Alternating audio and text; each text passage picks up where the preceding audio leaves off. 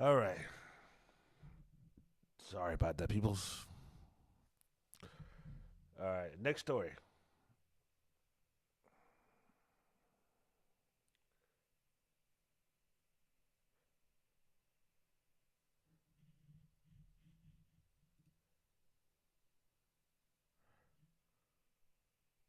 All right. Next story.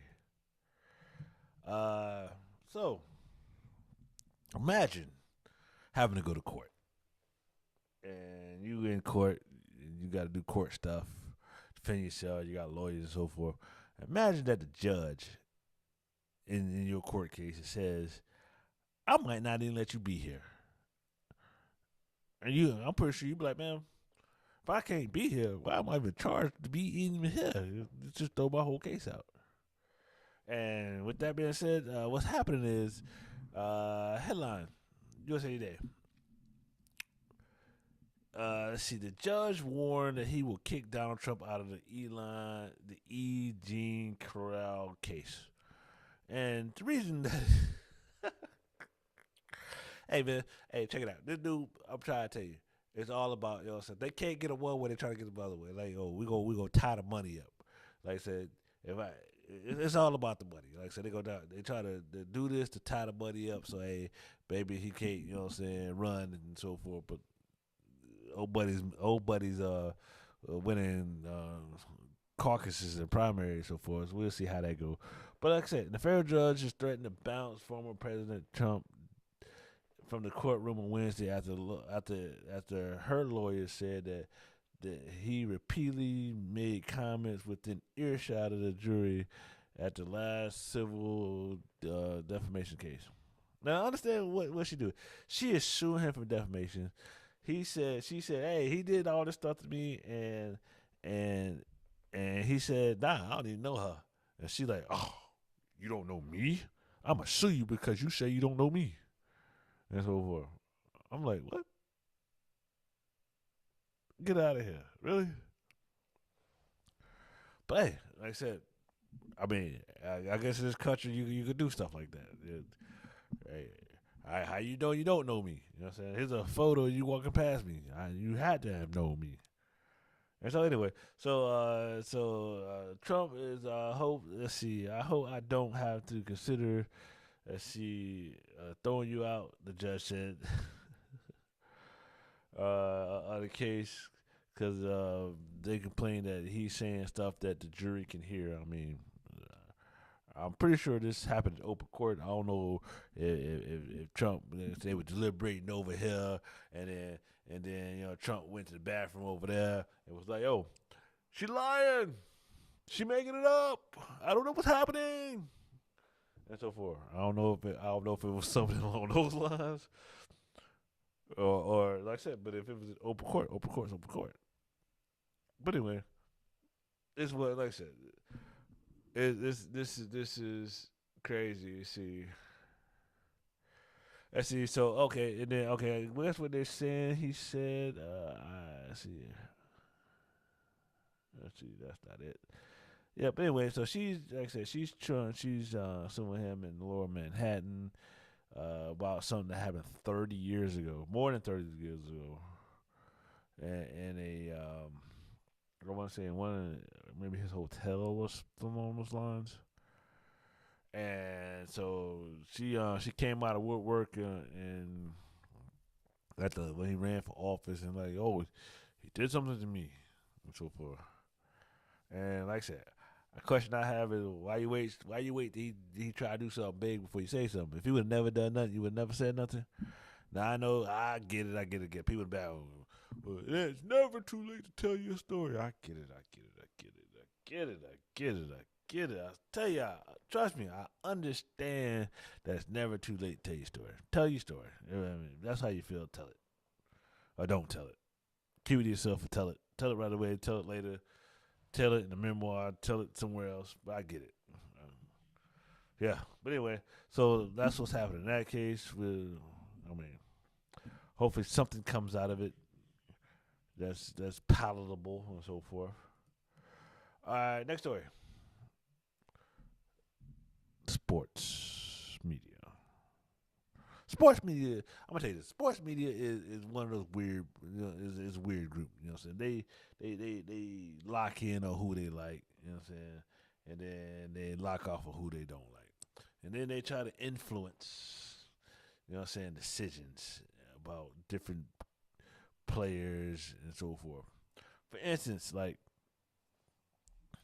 in the last cycle at the draft, you know what I'm saying? They talked about Bryce Young. Bryce Young's understand this. Bryce Young came from the University of Alabama, and he's not your stereotypical quarterback. He is 5'10", 180 pounds, and so the media spoke him up very highly that he was that dude, and I mean he's gonna be, you know what I'm saying, great and so forth. But you gotta think about it like this: prototypical quarterback, 6 foot plus. You know what I'm saying? Can stand in the pocket, throw it, and kind of more or less he doesn't fit that. And so the sports media talked him up, like, oh, maybe he could do that. Even though you would think that the O line's about 6'5". Let's say the average 6'5", 6'6". You know what I'm saying? Say they in their blocking stance. Say they in a 3-point stance. They're like, you know what I'm saying? Say 5 foot even. And then when they're blocking, say they go from 6'5" to 6'6" to like 6'2" to 3. Bryce is still 5'10". So Bryce still can't really see over that. But then, like I said, what do you do? And so they talked about that, and then they would also talk about C.J. Stroud at the same time. They was like, hey, they showed Bryce Young throwing a pass, clean pocket, perfect pass lane. Bryce throwing it, boom. And then they show a very similar type of pass to C.J. Stroud. I'm like, that's just a good pass. Just a good pass. But they was like, oh, they told Bryce, like, oh, that's an NFL level throw. Oh, my God, the arm talent. Then they show another quarterback. Oh, it's just an okay pass. And so that was already telling me they were priming the pump to try to push the narrative. Because think about it. Like when coach hires, like when the Panthers hired Matt Rule as the coach. The media told you that he was that dude, and Joe Judge. Now I'm thinking to myself, I ain't never heard of either one of these guys. And so you say Matt Rule came from Baylor. Baylor was on probation, had some issues, came out of probation, and then Matt Rule won more games. Okay, all right, bet that that happened. And then Joe Judge, Belichick tree, he's a special team guy. He's special team. Special team guys know everybody, even the janitors and so forth, and parking attendants, and the people in the concession stand. Cause their job is to know everybody and so forth. I'm thinking, why does a special team guy know everybody? You only really put the. I mean, how many special teamers that you know what I'm saying that's playing every down and snap? That's normally one of those entry level positions. You hit special teams, unless you're like that super running, that super returner. But it's always that, you know, what I'm saying that the new guy. So I'm like, why would they say that this guy knows? Then it's like a Belichick coaching tree. Now you would think that ain't nothing really came off that Belichick coaching tree. We're talking about it, honestly. I mean, you got Brian Flores that did a little decently in Miami, but you know they didn't really want him. But everybody else ain't really done much in the, you know what I'm saying, get that hard nose. People, the players are just players. Belichick, we look at all players. How's Tom Brady? Well, the players is. I'm like, so you have that style that was super old school, but it didn't translate to anything. So that old school didn't translate to anything. It's like, what good is it, and so forth. And then, like I said, so with that said, lead to this headline: Aaron Rodgers and Pat McAfee are proof that ESPN only wanted black talent to stick to sports. Oh, this gonna be a hard one.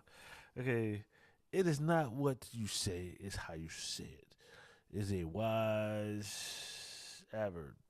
Let's see, but ESPN is always felt like who says who it says it was more important than what it said. Aaron Rodgers, Pat McAfee haven't been sticking to sports for a while now, which was and still a privilege that former and current black employees have not had. Mm. So they saying that, you know what I'm saying, Pat McAfee, you know what I'm saying, they sucked their Pat McAfee show, you know, so Pat McAfee was doing his own thing and on like the internet or whatever, and ESPN hooked him in there, and then I guess in his contract or whatever, they let him talk what he want to talk about. And I'm pretty sure if I was Pat McAfee, I already had my thing going on. I was making money over here. Now you want me to come make money with you? I need my creative control. You know what I'm saying? It's just like, yo, they wanted the working man committee. You know what I'm saying? I need my computer. I need my control to say what I want to say, how I want to say it, regardless of anything. I want to say it. And so they said that's what's happening there. So in terms of, let's see what they say. In terms of sticking to sports and shutting up and dribble, let's see, our code language is using certain players that want black folks and black athletes to remain silent. And while we live in a world where those people are becoming less politically correct, let's see, they still exist when it comes to the dog whistle. It was, see, it is a way to remain us in our place in the same way a thug, woke, and other diverse words that mean black. So they're saying that, hey, you know what I'm saying, Pat McAfee, he get to say what he want to say, how he want to say it, and so forth. And everybody else, you better talk about that sports. You talk about it, don't talk about nothing else. I don't want to hear nothing else you got to say, how you going to say it, or none of that, and so forth. All right, man, like I said, I get it. You know what I'm saying? That is rough. That is rough, and so forth. I say, hey, folks, take your chances. Do what you're going to do how you going to do it, and so forth. Next story. I got something for y'all vegans out there. I wonder, will this story help you put a little bacon grease on your vegetables? Get that extra flavor. You know what I'm saying? Roast them vegetables with a little giblet juice. All right, check it out. Carolina's Prop 12 is now in effect. Here is what that means for your food, whether you live in the state or whether you live in the state or not. See, Prop 12 was first passed in 2018, and now it's in effect in California, but could change animal living everywhere. Let's see what we're gonna do. What does it mean for Prop 12? I'll tell you all these props and so forth. I guess everything goes to ballot out there in California. Everybody gets that choice of what they want, how they want it, and so forth. Yeah. And so, what do we have? Okay. What it does is, okay. So, Prop 12 was approved by more than 6% of California voters. The law that bans the sale of eggs and veal from animals that are extreme concentrated since 2022. So in other words, the animals get more space. They get to be happier and so forth. Yep. Yeah, so what you get now is you get more calmer food. Instead of densely packing, you know what I'm saying, the animals together and they don't really move around. Now with Prop 12, they get to move around a little bit more. So it's almost free range in certain areas. Let's see, but here we go. But so every animal besides pork. So the pork producers were given to the end of 2023 to sell the food that's not been packaged along. So they got you got the backlogs. You know what I'm saying? If that animal didn't get enough room, you can't sell it. You can't sell the meat. And so they were like, all right, we're gonna give the pig people a little bit more time. Cause you know what I'm saying, that them bacon and giblets, them pork chops, and so forth might take a little longer. But everything else, hey, had to go.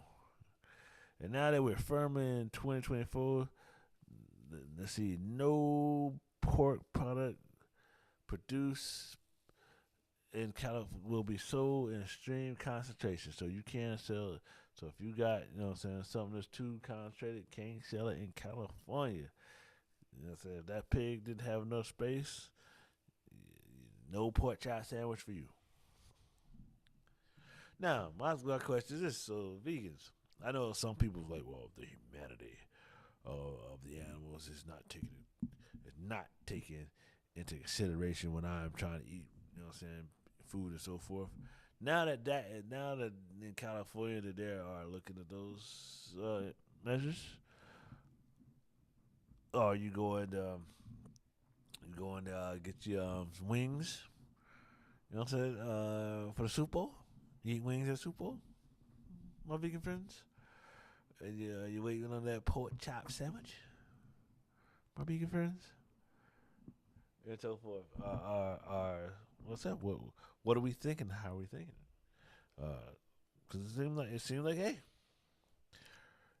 if some of your concerns was the treatment of animals, it looks like they're about to be treated better. So now, what are we gonna do? And so forth. So this is what I do. I recommend this. Get you some chicken wings. Start with regular. Start with like a dry rub with them first. When you acclimate yourself back from the vegetables to a carnivore diet and so forth, and get you a good fried pork chop, 2 pieces of light bread, maybe a little mayo, just a little bit, and try that and enjoy yourself. And then, with that being said, this has been the Working Man Committee podcast. I am your host, Brandon T, and we'll see you later. Peace.